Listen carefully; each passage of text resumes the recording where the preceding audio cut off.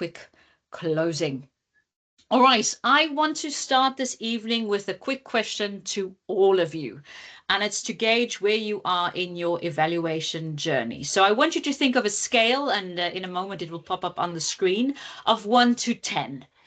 And on that scale, it's about the comfort level of giving evaluations. So if you are a person who thinks I'd rather have a root canal than do an evaluation, you'd sit on the lower end of the scale. If you think I am someone who will give evaluations every day of the week, all day, every day, you will sit closer to the 10 on the scale. And the next slide will show you that scale. So just in the chat, pop a number so that we know where is your comfort level when it comes to giving. And you can be honest, there is no judgment. And hopefully I'm seeing some ones. I see a 6. Hopefully by the end of this evening, I'm going to ask you the question again, and hopefully you can score yourself 1 or 2 higher. We have an 8 as well, so lots of comfort. A 9, Ines, wonderful. Happy to see you. So here, we have a poll as well. So if you wouldn't mind just quickly popping it in the poll, because then we can also see those numbers track. And again, it's no judgment. It is just about gauging where you are at the moment. So take a moment to pop your score in and then submit it in the poll. Let's see those numbers coming in. All right, see them climbing.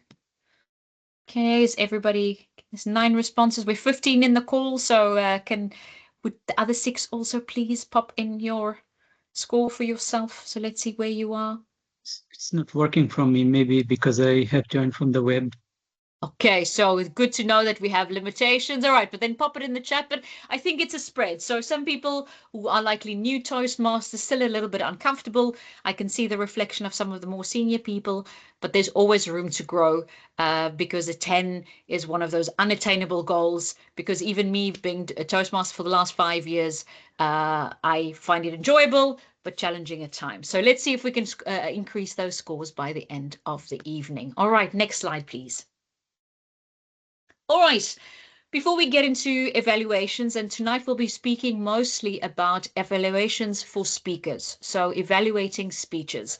But I do want to bring your attention to that there are 2 different types of evaluations in our club settings.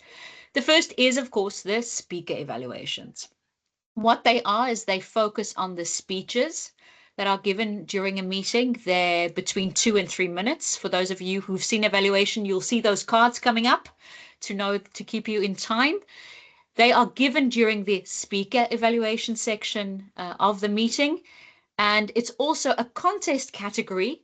Not every year we alternate the speech contests, but some years we have the evaluation contest. So you can also do this professionally as we go ahead. Then secondly, there's something called a general evaluation and a general evaluator. This is an all-encompassing role, and this person evaluates everything that's attached to the meeting. And this includes the preparation beforehand. It includes, is Easy Speak updated? And it starts the moment when people walk in. Is there a meet and greet? The general evaluator looks at the flow of the meeting. He or she evaluates the Toastmaster of the day. The only thing that the general evaluator does not evaluate are the speeches and the speakers, because that's being done by the other evaluators. It is slightly longer. It's 3 to 5 minutes because you have more groundwork to cover, and it comes up at the end of the meeting. So those are the big differentiators between the 2 types of evaluations that there are. Next slide, please. All right. Why do we do evaluations? Why do they matter? Well, there's a couple of reasons. One of them is you have the opportunity to help fellow speakers in the club grow. Because how do we know that we're growing if we don't get any feedback on it, if we haven't seen how we've grown in certain things? So it's a great way where you can literally support the growth of your fellow Toastmasters. And secondly, it helps to build your own confidence, because the more you do evaluations, the better you will get. I was saying to Miraj earlier when he logged onto the call that, at some point, all of us have to do something for the first time in our life. Ride a bicycle for the first time, write a report for the first time, do an audit for the first time. Evaluations are the same. So doing them more often will help you to build your confidence. Then it helps to strengthen the club, because if the speakers are growing and you are growing, the club will grow. And you will see it in the results of the contests. You will see it in the results of the DCP points. You will see it in the results of the amount of people that grow their pathways. It's all about growth. And there's a very good bonus as well. There is a real world application to evaluations. And maybe you know them as growth conversations. Maybe you know them as KPI conversations. We do this in our professional careers all the time. And if you ever get a management or a leadership position in the company that you are, you will be required to give feedback systemically and sustainably to people in your team. So there's a real world application to this. And of course, you're not going to be rating people's speeches, but you will be able to give them qualitative feedback that will help them to grow professionally. So evaluations are not just about applying them to the club. All right. So I also want to debunk some myths, and maybe some of these things are sitting in the way of you taking on evaluation roles or maybe doing it more often. The first point is evaluations are gifts. They are not judgment. And I know, and it can be a cultural connotation or maybe some, past trauma from work that you're thinking, oh my goodness, I'm never giving, anybody feedback again, or I know what it's like to receive horrible feedback. But in the Toastmasters context, it really is a gift, because that is how we grow. So if you have, if you keep that top of mind, that every time I give a speaker an evaluation, that it's a gift, the pressure will be off your shoulders, that you think, I don't want to embarrass anybody, or what if I say the wrong thing? If you go from the intention that it's a gift, it will always be well received. Then secondly, you are actually not evaluating the speaker. You are evaluating the speech. So again, it's not telling someone that they're good or bad. It's focusing on the behavioral aspect of the speech. And again, in a real world context, this is perfect. When you are giving an appraisal to an employee, you are rating their performance at work, not the human being itself. So that helps you to separate the two. And evaluations are the same. Evaluations are subjective. The word objective gets thrown around, and I can ask all of you right now to evaluate the very same speech, and each and every one of you will give me a different evaluation. And that's what we mean by subjective. It's a person's interpretation in the moment of that speech, but it is based on guiding principles. And those guiding principles you can literally find in the evaluation forms in Pathways. So I will ask Musika and NJ to also share those links with you if you're thinking, I don't even know where to find them. They can be found on the Toastmasters.org site, and there is literally a different evaluation form for every single speech in Toastmasters. So you will find those guiding principles for everything that you need. And then lastly, it's not just the evaluations that you give in the meetings, the verbal evaluations, the written ones matter as well. And why do I say this? When you've just given a speech and that adrenaline is pumping and you get an evaluation from someone, a lot of the things will sink in, and a lot of things in the moment you might forget. So getting that written evaluation as well is a great way to reflect back and say, oh, what did Jenny say about my vocal variety? And you have something physical to reflect on.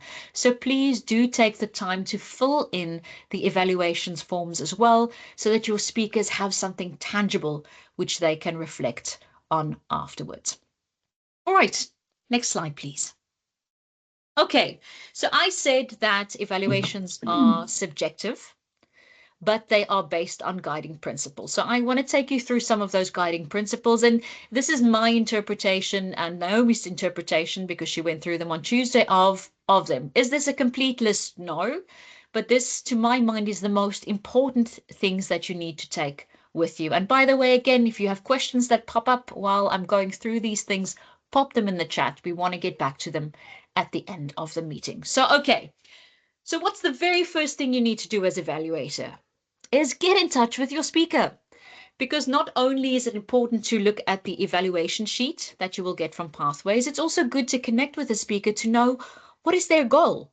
What do they want you to focus on? Additionally, maybe it's someone who got a lot of feedback on their vocal variety who says to you, you know what, Miraj, I really want to know if those insights reflect in my speech. So And it doesn't have to be a long conversation. You can also do it via WhatsApp, but please do connect with the speaker ahead of time so that you get on the same page. This, however, is only relevant in a non-competition setting. You will not be able to reach out to the speakers in a contest. So this is just for a normal club meeting. Then use the pathway evaluation forms to check the speech objective, and they are linked to vocal variety. They are linked to structure. Sometimes they are linked to humor. It all depends on the goal of the speech, and they're a great way to help you to guide your feedback and your evaluation so that you don't think, oh my goodness, what do I need to focus on? It really is a clear list, again, that you can use to build and structure your evaluation. So use those forms, and again, they can all be found on the toastmasters.org site. You just have to use the search function, and there's a different form for every single path in every single pathway for Toastmasters. Thank you, MJIC. So she's just shared it in the chat as well. I think this third point is the most important one in not just evaluations, but in all of Toastmasters, is be curious and really listen to the speech with intent. Active listening. Don't let the words wash over you. Really be in the moment and pay attention what the speaker is doing, what they're saying, and what you are feeling when you hear these things. This is an incredibly important skill and talent to learn, not just in Toastmasters, but in real life as well. All right, then evaluations, again, I said are subjective. So it's your interpretation of a person's speech. And that is why using personal pronouns like I, me, and my is incredibly important, because it is your interpretation of that person's speech. So I gave examples here, like what I saw towards the end of your speech was, what stood out for me in your opening was. So it's also to make it specific, but also to make it personal, because again, it's your interpretation of that person's speech and of the evaluation. So don't shy away from using I, me, and my. It makes it more powerful, and it also connects more with the speaker you are evaluating. And then also important is your evaluation is for the speaker, but of course you're doing it in front of an audience. So you have to try and strike a balance between giving those personal reflections to the speaker, but still making contact with the audience so that they feel included in the process, because they can also learn from your evaluation.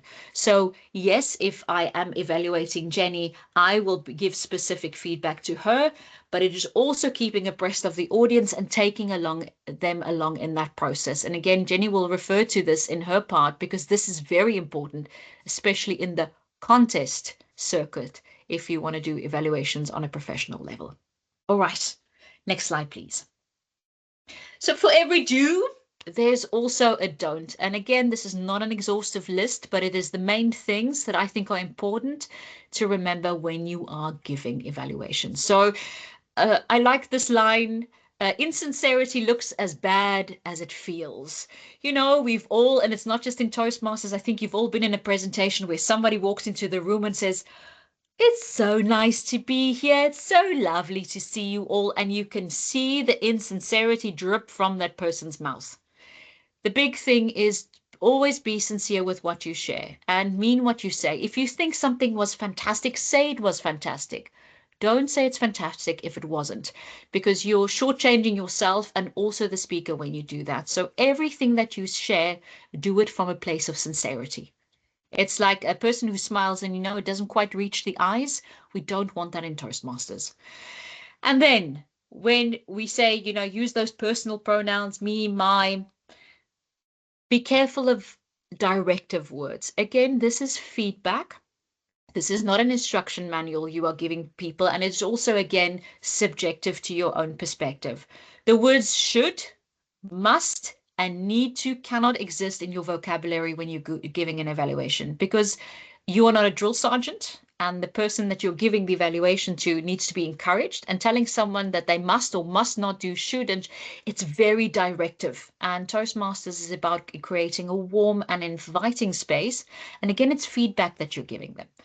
So giving people a sentence like, you shouldn't pace up and down during the speech, or you must always have a call to action, or you need to use your hands more. You can even see that when I do it, it comes across as maybe even a little bit aggressive. So what you're giving a person is suggestions. So it needs to be suggestion words, suggestion language. So be careful of using directive wording when you give your evaluations. And then also, we're saying that it needs to be positive. You want to help build someone up, but it also needs to be balanced. Because if you are only giving someone positive words or praise, they're not going to learn and grow, because they're going to think, okay, so I don't need to do anything. I can just continue on as I do. And then they're not growing. So it's all about providing that balanced feedback so that what they already are doing well can be praised and commended, and where people can grow and challenge themselves, they can be made aware of that. So it's important to bring that balance in. All right, next slide, please. And then let's get into it. So what does balanced feedback look like? Well, balanced feedback is where you equally weigh the strengths of a speech and the areas of improvement of a speech, because it will also be disbalanced if you give one great thing and then you go into a tirade of 10 things that you want to challenge the speaker on. Try and weight it equally. So the rule of thumb is, you've heard it in Toastmasters probably, maximum of 3. That's just, from a neuroscientific perspective. So if you're going to give 3 positives, give 3 growth areas. So it also feels balanced. But the most important part, it needs to be motivational and actionable. So generic advice doesn't work because we don't know what to do with it. And I've given you 3 little words that I think if you keep these top of mind when you're giving feedback, it'll be a guide for you. So the one word is commend, and another word for commend is praise. So it's things that you think a person can really be commended on, that they did very well from your perspective, that these are the areas in which they shine. Then there's the word constructive, and this stands for feedback. So where are the areas that a person can grow or get better at? It's not about right or wrong. It's saying this is an area where there's untapped potential, and potentially if you incorporate this, you will grow. So it needs to be constructive. We never want to break a person down. I think everybody can sit here, maybe in your professional career, and know what it's like to sit in a very negative and a very toxic feedback session. People don't grow from that. And then the last thing is be encouraging. So first time speakers are always nervous, even seasoned speakers. So you want to encourage people to take on that gauntlet again. So whatever you say needs to be encouraging. All right, next slide, please. Just to give you examples, because I said make it real words. So we started with the commending part, the praise part. And again, be sincere and specific here. And it means be sincere and specific in the feedback you give. So don't just say you had a great opening. Even though it might be sincere, it's not clear. So be specific. I love the power of your opening hook or your opening sentence. Be specific, because then people know, oh, that really captured your attention. Or if you're referring to vocal variety, don't just say, oh, that was great vocal variety. Be specific. You really made us feel the emotion when you whispered. Then we know that change in your vocal variety is where people were triggered, and not just great vocal variety. So, and this works because it builds rapport, and it's really encouraging to the speaker, and it will help open the speaker to more feedback in different areas. Because when we get that warm, glowing step first, because, let's be honest, when we get feedback, what are we usually expecting? The negative, the not so good things. So we're already in that protective mode, but when you give that warm bath opening to people, you literally open them up to your suggestions. So it's a very important thing from a neuroscientific perspective as well, is, creating a malleable environment where people are open for feedback. All right, next slide. And then we said be constructive. So that means focusing on the action or technique, not the person. Again, you are evaluating the speech, not the speaker, but whatever feedback you're giving, it needs to be actionable. People need to know, what do I need to do with that? How do I incorporate that? So an example here is to maximize your opening statement's impact. I would encourage you to use a pause. because that way your audience have time to really absorb or for the message to land. That's very specific. You could also have just said, yeah, you need to use pauses. Where, when, how, for what effect. Now you're being so specific that the person knows it's not about the pause, it's about the effect that it creates. And again, this creates encouragement and clear, actionable feedback for your speaker.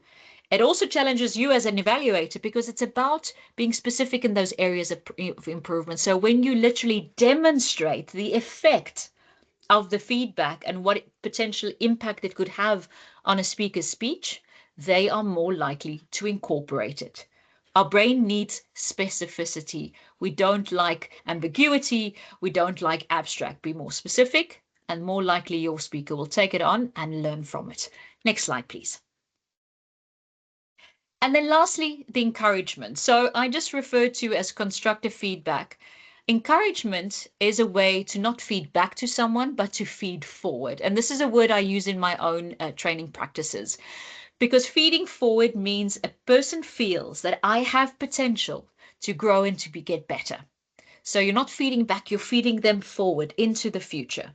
So an example here, and it usually comes at the end of your evaluation, it's important to end on a sincere and motivational moment and note so that your speaker is encouraged to sign up for that next speech. Otherwise, people will sit back and think, I'll wait for the right opportunity. Now they're motivated to do it again. And how you can do that is you can summarize both your praise or commendation part and express confidence in your speaker for the next speech. So an example I gave here, overall, your passion for the topic shone through, and I love the use of your vocal variety throughout the speech. Keep practicing those pauses, and I look forward to seeing your next speech.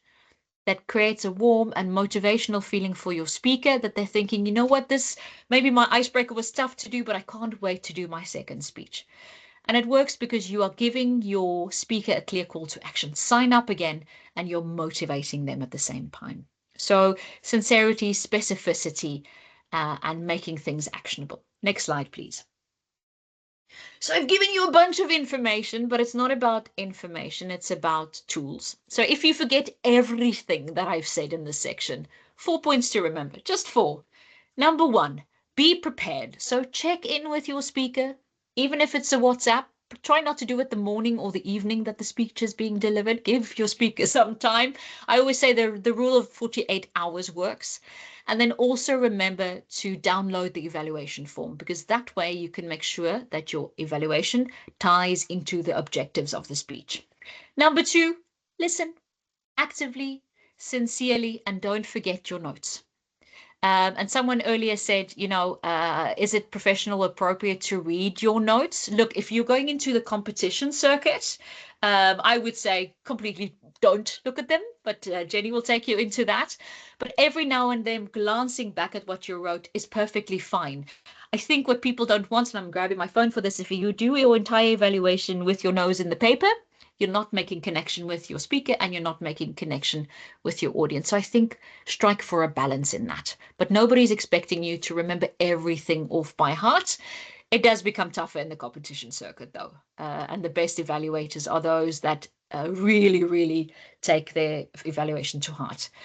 Thirdly, identify the key points. And you now know it's about balance. So balance your commendations, your feedback with your improvement points, your feed forward. And again, try and balance. If you have 2 commendations, try 2 improvements. If you have 3, try not to go over 3.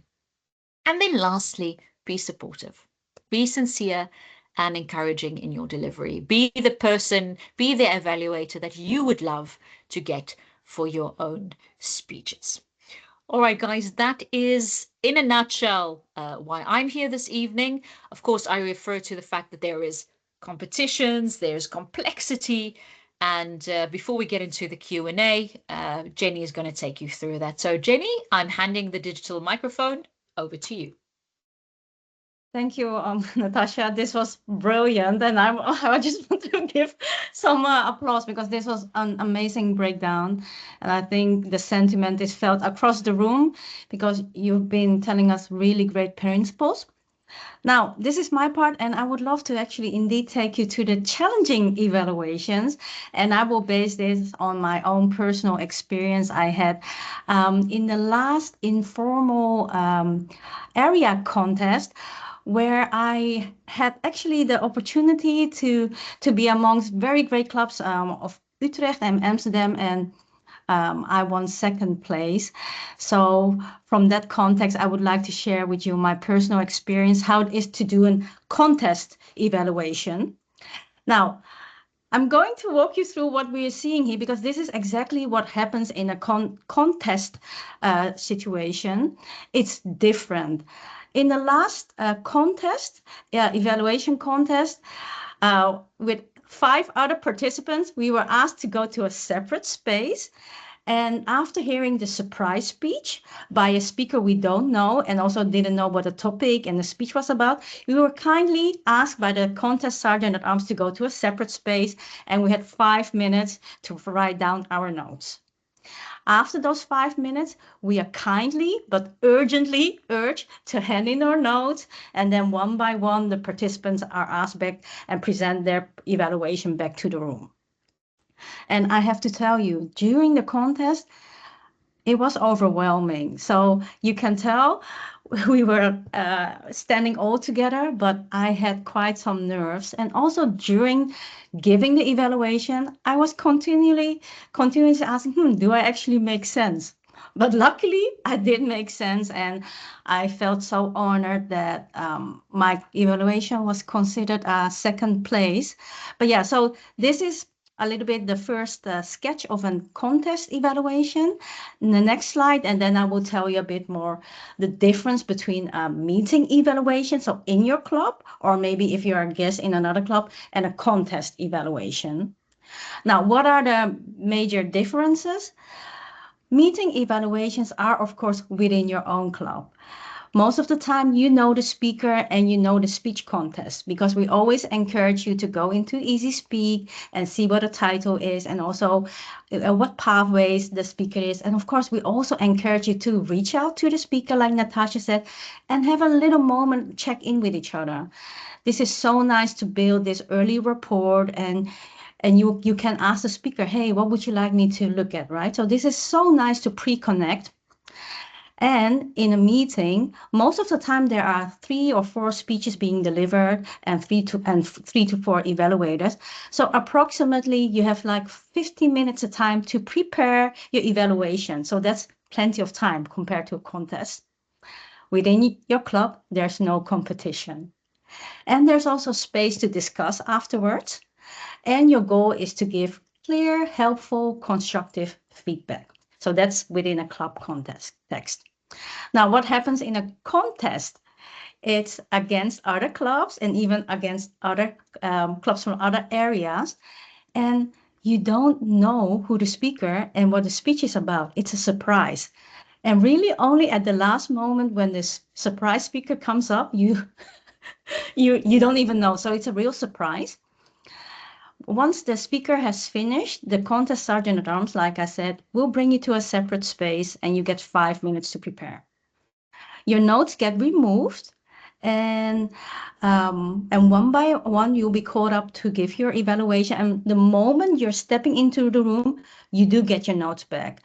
And I have to say, I had my notes in my hands and I did glance, but like Natascha said, it's not really good that you hold it like this, but yeah, it's about also natural delivery, but it was okay. I had my notes in my hands as well. And yes, it's a competitive environment. You are being compared against other participants and all eyes on you, and you're being judged. So that's really within a contest environment. And the goal is be clear, helpful, constructive, with a strong structure, and mirroring the audience. And I'll come back to it later, what I mean with mirroring, acting as a mirror to the audience. So the next slide, please. Yes. Well, now I've sketched what a contest evaluation is. You might be wondering, yeah, then why should I join? I don't want to. But actually, you should participate, because anyone, whenever you're ready, you can actually join with contest. Why? Because you're stretching and challenging yourself. You're stepping outside your comfort zone, and you're learning to handle time pressure. So really providing feedback in a pressure cooker environment. But to be honest, this also happens in your daily life, right? If you're maybe in a meeting and suddenly your senior is asking you for your feedback. And then you also have to be quick on your feet, right? So this is training that muscle to be thinking quick on your feet and also still being able to give some constructive feedback back to the question asker. And it's all eyes on you. So you learn to get comfortable with being uncomfortable. And it's also stretching your memory. So remember your evaluation content. And of course, under high pressure, delivering clear, speaker focus, evaluation, and acting as a mirror for the audience. And here's another funny thing. It's a psychological thing I also said last Tuesday. It is not about competing. It's about learning and gaining the experience and having fun. And yet it's still a competition. So it's like a spiritual exercise.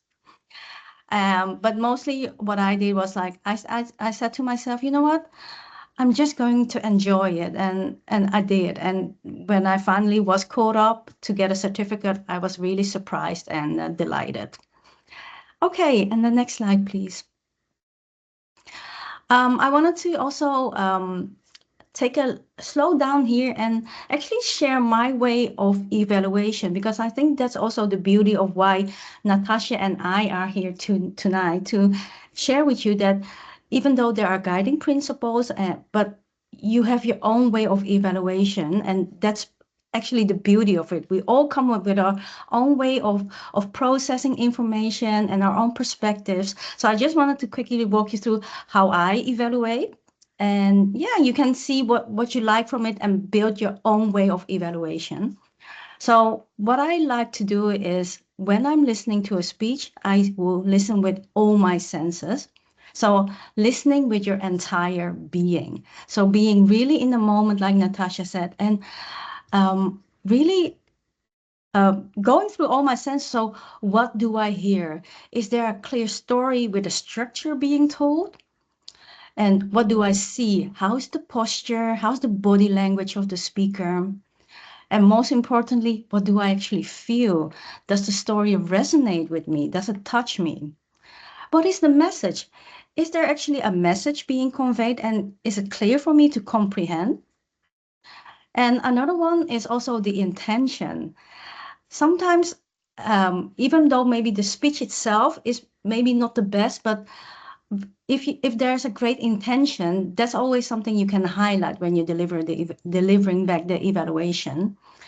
And then authenticity, like what Natascha said, being sincere, and sincerity is actually something you can also feel. Is someone being too performative, or if someone staying close to who they are? So authenticity is also something you intuitively pick up. So what I then do is I write down the highlights of the speech that really resonate with me. Maybe if that person is very gifted in language, I will write down the beautiful sentences, the insights, and the things that can be improved. And with these as my building blocks, I build my evaluation. Yeah, next slide, please. Yeah, and this is then how you bring back or give back the evaluation, which is the sandwich method. Like Natascha said, I think it's always good to start with something positive, because we tend to always remember the negative more. But if you actually start with a positive cushion, and then in the middle the improvements, and you end with something positive, that's so much more nicer for the person to receive it. So what I always like to do is first give back my overall impression, and what I think was really well done during the speech, and then what can be improved. And most of the time, what is very effective and helpful is a closing summary. For instance, if Natascha has given a speech, I will say, oh, Natascha, I think your breakdown or your speech was fantastic. I love this and this. And maybe for the next time, you can try this and this. this is also to answer a question in the chat, like if we cannot use should, must, then you can say, hey, maybe the next time you can try. So it feels more like a suggestion than like really like, hey, you must, because even though we are evaluators, we are not authorities, right? We are just giving our opinion, our perspective. And the final thought, a strong evaluation is a mirror, not just for the speaker, but also for the audience. And what do I mean with being a mirror? Because if you're giving an evaluation and it's to a group, what I have seen and experienced is actually most of the time there's actually something happening in the collective, in the group, right? If a speech is being given, some things the group will feel. And if you, as an evaluator, you're articulating that and expressing that, that's actually creating resonance in the room. And people will nod along and think, oh, indeed, I felt that too. And that's actually what I mean, acting as a mirror for the audience, because then the audience feels like, okay, so what I feel, that's what the evaluator feels as well. So you're actually collective growing as well. So acting as a, not only for the speaker, but also for the audience. Next slide. Yes, so to summarize, also echoing what Natascha said, a good evaluation is an absolute gift for the speaker. You improve every time because we are all born listeners, right? It's not that you're like, oh, I've never done a speech before and therefore I cannot evaluate. No, you listen to songs, you watch movies, so you're a born listener, so your judgment is just perfect.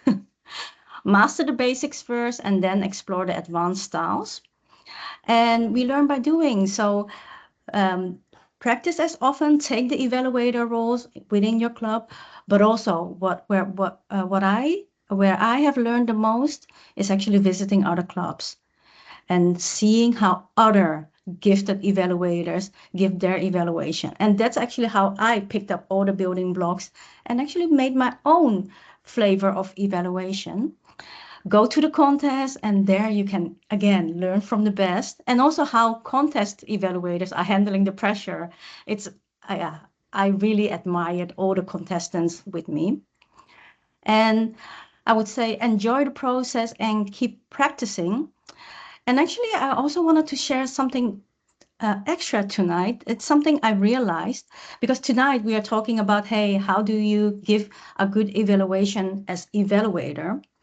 But also, just a quick reflection, I realized if you're a speaker and you're receiving your evaluation, and sometimes you feel like, oh, that's a bit harsh, also realize that person is also just trying out and experimenting. And one time I was in one of the last meetings, and I said something about a speaker whose first language wasn't English. So I said, hey, what is English your first or second language? And that person didn't really like it. And at the end, he came to me and he said, Jenny, can you actually explain to me what you meant by that language or English? And I love what he did because I could clarify what I thought. And he could understand that I had no ill intentions towards him at all. I was just wondering if he had another language in which he's much more fluent, and he did, right? So we had this quick connect moment where we could both clarify our intent. So that's also so important. If you're receiving evaluation you're not really connecting with, go to your evaluator and have a quick chat so you can actually have this rapport moment to understand each other better.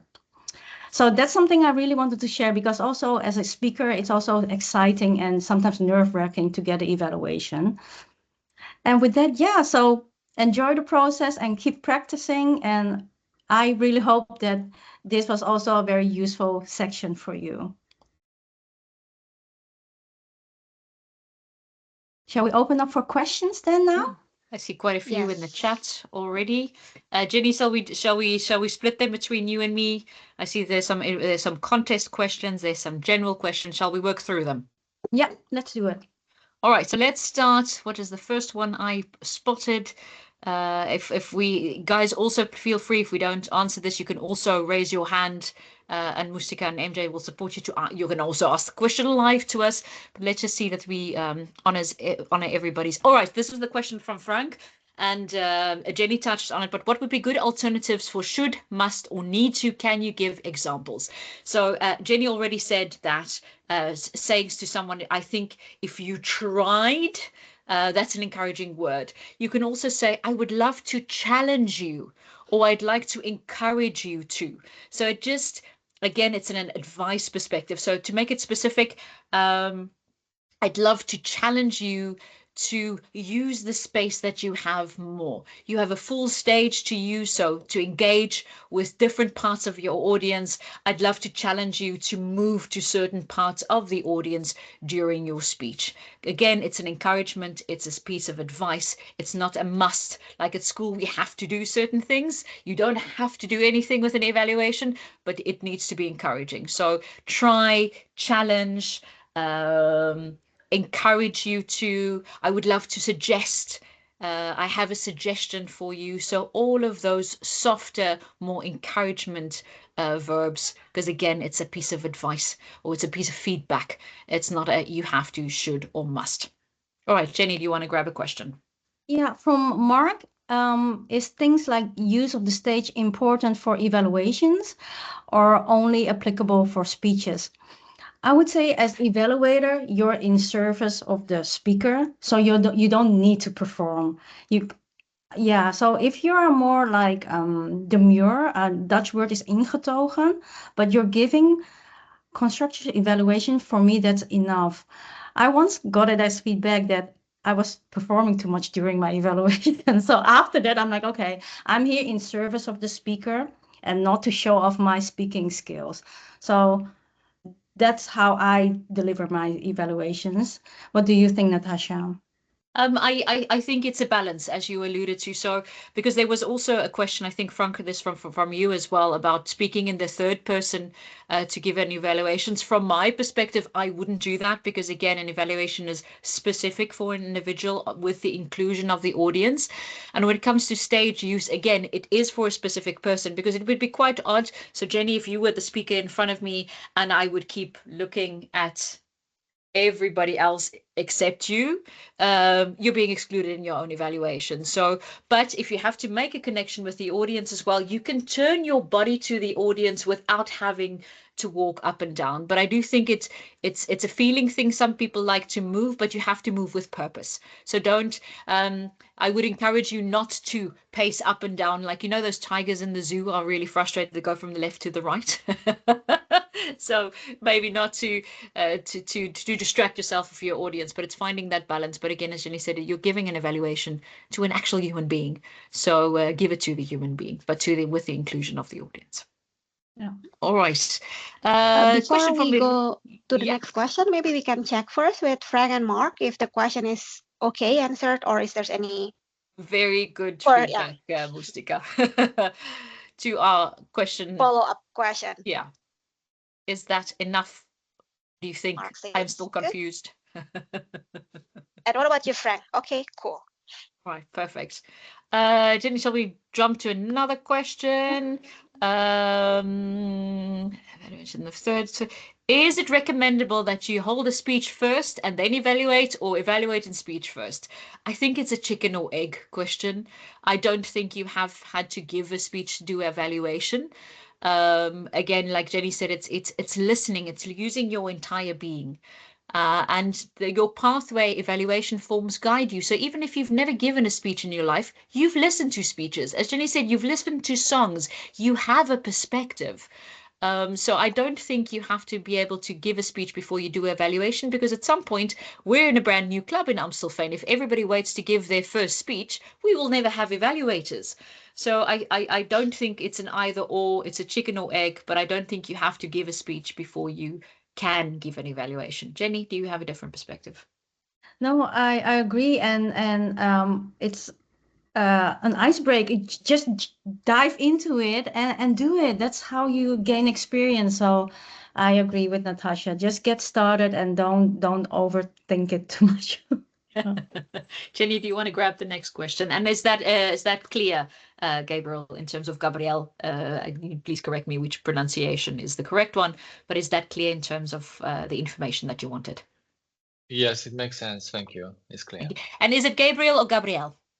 It's Gabrielle. Okay, perfect. Gabrielle. All right. Let's see which one are nice. And also please raise your hand if you want to ask a question to us physically. Yeah. Are we allowed to just visit other clubs? Yes, absolutely. Because if you are a member of one club, you can always check in other clubs and you can come as a guest member or member guest, and you're always welcome. So it's so nice. It's refreshing. You get to hear different type of speakers and evaluator, and it's really broadening your perspective. And yeah, so definitely other clubs, you're always allowed and welcome to visit other clubs. Yeah, Mark, I think you added a caveat because both of them seem full. And sometimes people have closed meetings, but you are always, as Jenny said, welcome to reach out to the VPE or the VPM and say, I really want to visit.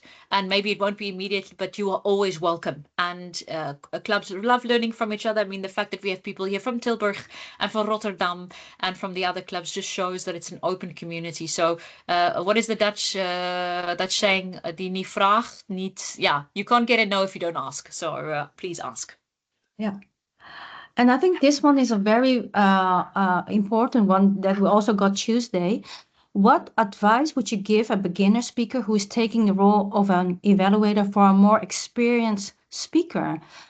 Natascha, I'm so curious to hear your thoughts.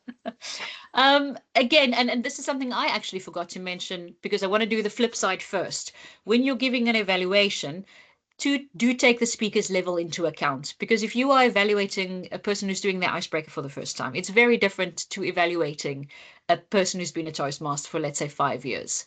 So keep that in account. But at the same time, if you are using your senses, like Jenny said, you know, what you feel, how a speech resonates with you, the interaction that you see, the structure that you feel, you don't have to be a seasoned evaluator to evaluate a seasoned speaker if you are using all of your senses. Because again, remember what we said, it's a gift.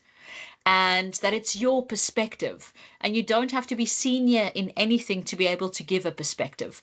So I think to put the pressure off of your shoulders, just say to yourself, you know what, I had to drive a car for the first time. I had to write a proposal for the first time. So I'm just going to use all my senses and I'm going to be sincere in my feedback. And that way it will resonate with the speaker, whether the person is giving their icebreaker or whether the person is the most senior speaker in the club. Just be open and sincere in your feedback. And we always learn, guys, whether you are, there are also some senior Toastmasters here, whether you've been doing this for 20 years or 2 months, we all learn. And all feedback, if it's done sincerely and with the intent of being a gift, is valuable feedback. All right, Jenny, I don't know if there are any more questions in the chat. So guys, raise your hands, unmute yourself. I think just ask a question. There are, I think, a few that haven't been answered yet. Oh, wait, I think the reading note is already answered, right? From Gabrielle. I think so. Yes, about the finding the balance between speaking to the person you're giving the feedback to and sometimes reflecting back on your notes. I think the extreme forms of anything is what we're trying to present, so that you don't stick your nose in your notes and we don't see your eyes, for example. But I think it's striking a balance. Ines did send a question. Jenny, let's take a look. Sometimes I wonder if I should mention some particularities of a speaker because I'm concerned if it's a sensitive point. I wouldn't do it in public, but even in private, not sure sometimes if I should. For instance, a speaker that looks all the time to the ceiling, to the floor, or if the words are not well perceived because the English is not great. Okay. Again, Jenny, I'm going to give it over to you as well. I think it's about, Ines, about intent. If something is really brought in a way with the sincere intent of helping a person, because it's, you know, we often say that it's not what you say, it's how you say it that has the impact. So I think if you want to help the person because sometimes people aren't aware of certain things that they do. And if you bring it in a way of not saying, you know, that it's bad or it's distracting, but by saying, hey, it's something that I picked up during the evaluation, and I think it, so let's say if it's someone who looks at the ceiling to the floor all the time. Okay, so what does that stand? What does it create? It breaks connection, right? Because we're in a society where we want to connect with people. You want to make eye contact. You want to make people feel seen. And if you are looking at the floor or the ceiling, you can say, I've sometimes felt disconnected. I really wanted to see your smile or your eyes. So not making it about the ceiling or the floor, but what does it stand in service of what is it preventing? So if it's preventing connection, that's the way you can bring it across. And I think to the language point, it's what Jenny raised earlier. What I always like to say, especially in our club environment, is we're a national multi-language club. There are very few people in Amstelveen Toastmasters where English is their first language. English is not my first language. It's my second language. So I always say we are in a multicultural, multi-language club. And English is nobody's first language, but we're not here for language. We're here for connection. We're here to become better speakers. And intent is more important than language. So again, look at what the barrier is and bring that to light instead of saying, oh, I don't understand you, or maybe, talk about articulation for a person, because then I will even, feel your message more strongly. So again, it's the intent, it's how you bring it across. But you also want the person to grow. So if something is hindering them from growing, you're doing a disservice if you're not making them aware of that, because sometimes people are not aware of the things that they do. Jenny? No, absolutely. I think I strongly resonate with that. You don't want people to sugarcoat it, because I can tell by personal experience, and I still do it. Sometimes when I'm nervous, I would make a lip sound. And there were actually members I checked in with, and I asked them, can you be mindful if I do it again? And they did come back to me in that period, Jenny, you did it again. And I think it's so important that people are also honest, because you want to see the other person succeed and deliver the best person they can be. And if these are the small things that they can work on, I would want to hear it instead of you sugarcoating me and telling me, oh, you're perfect. So, but it's the intent, and you can find a moment and tell it like, with good intent, because you really want that other person to improve. And again, always, if you want to clarify, you can go to the speaker and find a moment together, because I don't think you should be insincere and just sugarcoating things. I think that's actually worse. Yeah. Yeah, it's finding that balance. But again, if it's brought with the intent, Ines, I don't think it would ever be misunderstood being anything else about you, but you trying to help this person grow in their skill set.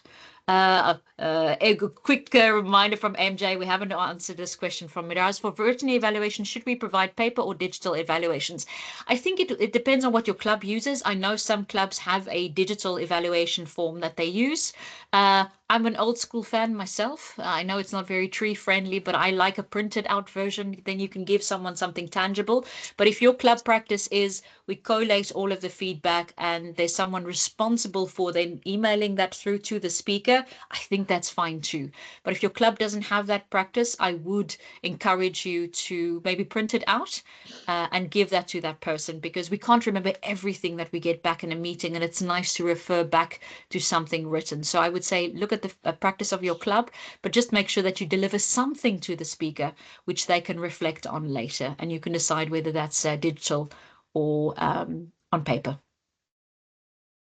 And I think there was a question tied to it as well about the 1 minute of silence in between speeches. Is that enough time to evaluate?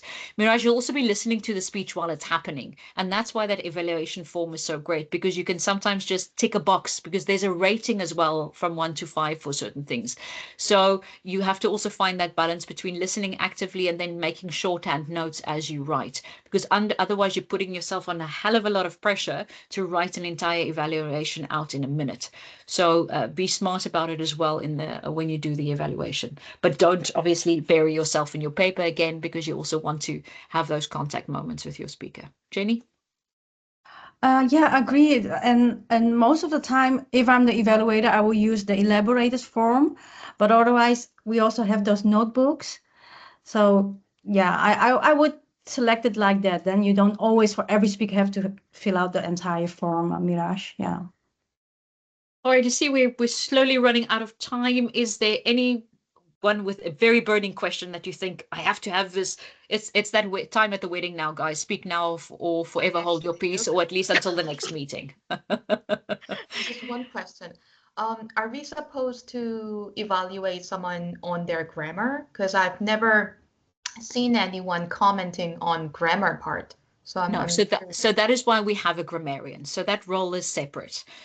If somebody as Jenny said, if someone is using very illustrative language, because remember the goal of Toastmaster, guys, is not to make us better English speakers. I always say to people, it's a nice side thing that you grow, but we're not a grammar school. We're not a language school. And again, you can be amazing in English, but you can struggle in French or vice versa. So I would say leave the grammar to the grammarian. Because that is a specific way of looking at the speech content. But that's my perspective. Jenny, I don't know if you have a different view. Yeah, so it's not different, but I love language. So if I'm evaluating a speech and I do hear beautiful sentences, I do sometimes highlight them, but I will never go into a speech thinking, oh, let me point out what are the grammatical errors. That's not what I do. So yeah. So again, it's pressure off your shoulders, MJ. If you think, oh, should I be focusing on that as well? I would say if it's a commendable or praisable thing, include it, but otherwise leave it to the grammarian. But even the grammarian role is not to do this. You swapped your E's and R's. It's making, again, people aware in a very nice way of maybe some things that is hampering the flow of the speech, but it's not about the perfection of language. Speech success is not language. Speech success is intent. I'm a firm believer in that.